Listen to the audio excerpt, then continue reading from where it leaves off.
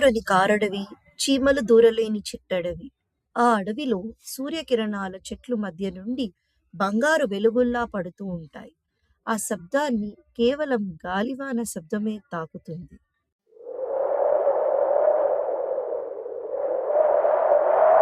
ఆ అడవిలో 2 జంతువులు కలిసి తిరుగుతూ ఉంటాయి. అవి మంచి స్నేహితులు. నాకు చాలా ఆకలిగా ఉంది. అవును, ఏదైనా పండు దొరికితే బాగుంటుంది. వాళ్ళు ముందుకు నడుస్తూ ఉండగా ఒక చెట్టుపై మెరిసే విచిత్రమైన పండు కనిపిస్తుంది.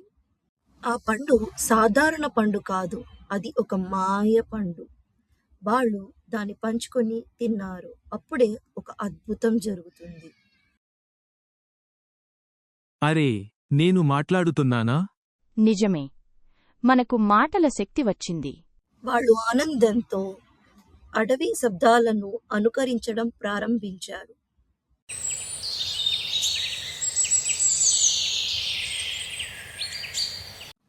అవి అలా చాలాసేపు బాగా ఆడుకున్నాయి. కొంతసేపటికి వారికి బాగా దాహం వేసింది. నీరు తాగుదాం. అప్పుడే వారి శరీరాలు వెలుగులో మునిగిపోయాయి. వాళ్ళు మనుషులలా మారిపోయారు. ఇది ఏమిటి? మన చేతులు, మనం మనుషులమయ్యాం. వాళ్ళు అయోమయంలో అడవిని వదిలి ముందుకి నడిచారు. అలా నడుస్తూ ఒక చిన్న గ్రామంలోకి చేరుకున్నారు. గ్రామస్తులు వారిని చూసి భయపడ్డారు. వీళ్ళెవరు? వింతగా ఉన్నారు. కానీ ఆ గ్రామస్తులు మంచి మనసున్నవారు. వారిని ఇంటికి తీసుకెళ్లి ఆహారం ఇచ్చారు.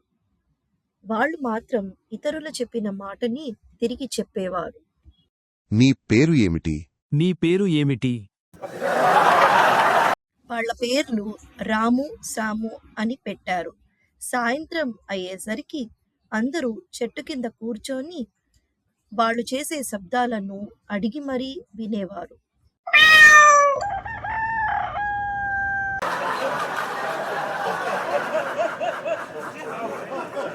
ప్రతిభ రాజుకి తెలిసింది.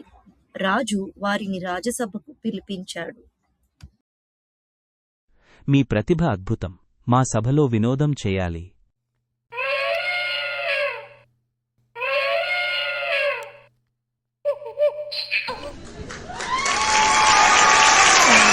రాజసభలో గొంతు శబ్దాలు చూసి అందరినీ ఆశించారు. సభలో చప్పట్లు మారుమోగాయి. వారికి మళ్లీ దాహమేసింది. ఒక సేవకుడు అదే మాయా నది నీటిని తీసుకొచ్చారు. వాళ్ళు తాగగానే మళ్లీ జంతువులుగా మారిపోయారు. సభలో అందరూ అయ్యో అంటూ గందరగోళంగా పరిగెత్తారు.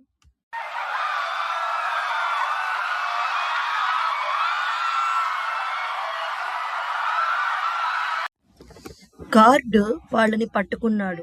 అప్పుడు వారు నిజం చెప్పారు. మేము అడవిలో పుట్టాం, మాయా పండు తిన్నాం. సాము, నది నీరు తాగితే మనుషులమయ్యాం. రాజు ఆలోచించాడు. మీరు ప్రత్యేకమైన వారు. ఇకపై ఆ నీరు ఇవ్వం.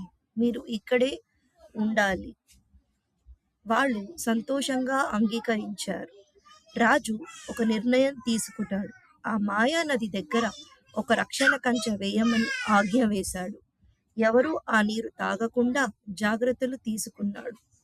రాము, శ్యాము ఇప్పుడు జ్ఞానం పొందారు. వాళ్ళు చిన్న పిల్లలకు చెబుతూ ఉంటారు, ప్రతి వరం ఒక బాధ్యత. జ్ఞానం లేకపోతే వరం ప్రమాదం. వాళ్ళు రాజ్యానికి వినోదమే కాక జ్ఞానం కూడా ఇచ్చారు. దైవం ఇచ్చిన వరం గొప్పది, కానీ దాన్ని జాగ్రత్తగా ఉపయోగించడం మరింత గొప్పది.